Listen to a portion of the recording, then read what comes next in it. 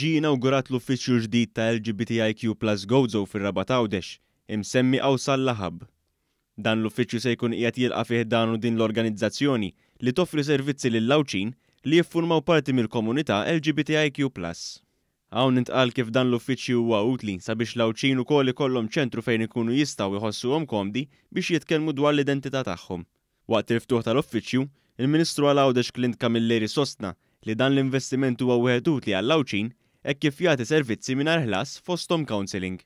Huwa qal kif dan il-Gvern jemmen fl-ugwaljanza bil-fatti u li dan l-uffiċċju jirrifletti l-appoġġ tal-Gvern lejn il-komunità LGBTIQ+ f'pajjiżna.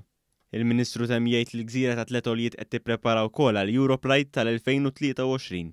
Il-Ministru għall-Ugwaljanza Owen Bonnici tenna li ħares lura lejn il-kisbiet ta' pajjiżna fil-qasam ta' drittijiet ta' persuni LGBTIQ b'sodisfazzjon, iżda qal li issa huwa dmir tal-Gvern li jkompli jibni fuq dawn il-kisbiet.